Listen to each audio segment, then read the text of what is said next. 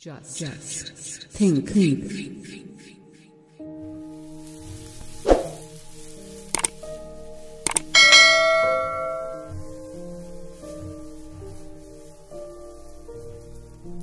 गुलामगिरी, slavery, प्रस्तावना।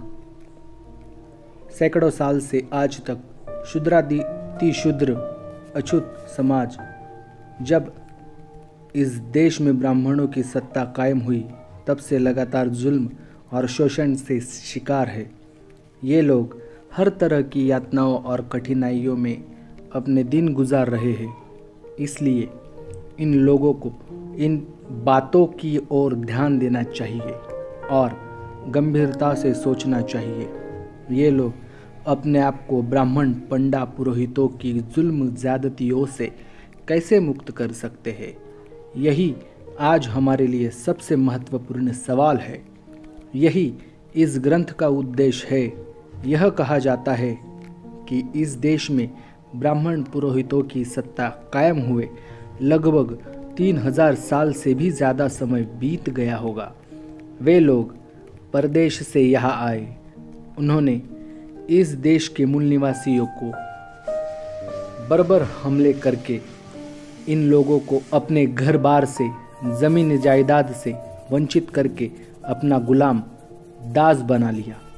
उन्होंने इनके साथ बड़ी अमानवीयता का रवैया अपनाया था। सैकड़ों साल बीत जाने के बाद भी इन लोगों में बीती घटनाओं की विस्मृतियाँ ताज़ी होती देखकर ब्राह्मणों ने यहाँ के मूल निवासियों को घर बार, ज़मीन जायदाद से बेदखल कर इन्हें अपना गुलाम बनाया है। इस बात के प्रमाणों को ब्राह्मण पंडा पुरोहितों ने तहस नहस कर दिया, दफना कर नष्ट कर दिया। उन ब्राह्मणों ने अपना प्रभाव, अपना वर्चस्व इन लोगों के दिलो दिमाग पर कायम रखने के लिए, ताकि उनकी स्वार्थ पूर्ति होती रहे, कई तरह के हथकंडे अपनाए और वे भी इसमें कामयाब होते रहे। क्योंकि उस समय ये लोग सत्ता की दृष्टि से पहले ही पराधीन हुए थे और बाद में ब्राह्मण पंडा पुरोहितों ने उन्हें ज्ञानहीन, बुद्धिहीन बना दिया था, जिसका परिणाम ये हुआ था कि ब्राह्मण पंडा पुरोहितों के दांव पेच, उनकी जालसाजी इनमें से किसी के भी ध्यान में नहीं आ सकी। ब्राह्मण पुरोहितों ने इन पर अपना वर्चस्व कायम करने के लिए, इन्हें हमेशा हमेशा के लिए अपना गुलाम बनाकर रखने के लिए केवल अपने निजी हितों को ही मद्देनजर रखकर एक से अधिक बनावटी ग्रंथों की रचना करके कामयाबी हासिल की। उन नकली ग्रंथों में उन्होंने यह दिखाने की पूरी कोशिश की कि उन्हें जो विशेष अधिकार प्राप्त है वे सब ईश्वर द्वारा प्रदत्त है। इस तरह का झूठ प्रचार उस समय के अनपढ़ लोगों में किया गया और उस समय के शूद्रादि अति शूद्रों में मानसिक गुलामी के बीज बोए गए। उन ग्रंथों में यह भी लिखा गया कि शूद्रों को ब्रह्म द्वारा पैदा करने का उद्देश्य बस इतना ही था कि शूद्रों को हमेशा हमेशा के लिए ब्राह्मण पुरोहितों की सेवा करने में ही लगे रहना चाहिए और ब्राह्मण पुरोहितों की मर्जी के खिलाफ कुछ भी नहीं करना चाहिए। मतलब तभी इन्हें ईश्वर प्राप्त होंगे और इनका जीवन सार्थक होगा।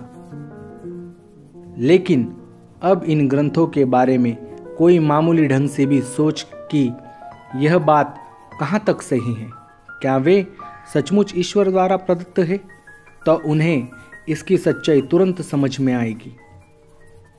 लेकिन इस प्रकार के ग्रंथों से सर्वशक्तिमान सृष्टि का निर्माता जो परमेश्वर है, उसकी समानत्ववादी दृष्टि को बड़ा गौणत्व प्राप्त हो गया है। इस तरह के हमारे जो ब्राह्मण पंडा पुरोहित वर्ग के भाई है, जिन्हें भाई कहने में भी शर्म आती है, क्योंकि उन्होंने किसी समय शूद्रादि अति शूद्रों को पूरी तरह से तबाह कर दिया था और वे ही लोग अब भी धर्म के नाम पर धर्म की मदद से इनको चूस रहे हैं। एक भाई द्वारा दूसरे भाई पर जुल्म करना यह भाई का धर्म नहीं है। फिर भी हमें हम सभी को उत्पन्नकर्ता के रिश्ते से उन्हें भाई कहना पड़ रहा है। वे भी खुले रूप से यह कहना छोड़ेंगे नहीं। फिर भी उन्हें केवल अपने स्वार्थ का ही ध्यान न रखते हुए न्याय बुद्धि से भी सोचना चाहिए। यदि ऐसा नहीं करेंगे तो उन ग्रंथों को देखकर, पढ़कर बुद्धिमान अंग्रेज, फ्रेंच, जर्मन, अमेरिकी और अन्य बुद्धिमान लोग अपना ये मत दिए बिना नहीं रहेंगे कि उन ग्रंथों को ब्राह्मणों ने केवल अपने मतलब के लिए लिख रखा है।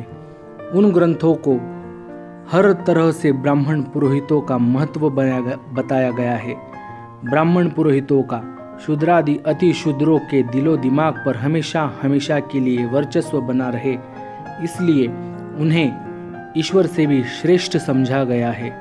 ऊपर जिनका नाम निर्देश किया गया है उनमें से कई अंग्रेज लोगों ने इतिहासादि ग्रंथों में कई जगह यह लिख रखा है कि ब्राह्मण पंडा पुरोहितों ने अपने निजी स्वार्थ के लिए अन्य लोगों को यानी शूद्रादि अति शूद्रों को अपना गुलाम बना लिया है।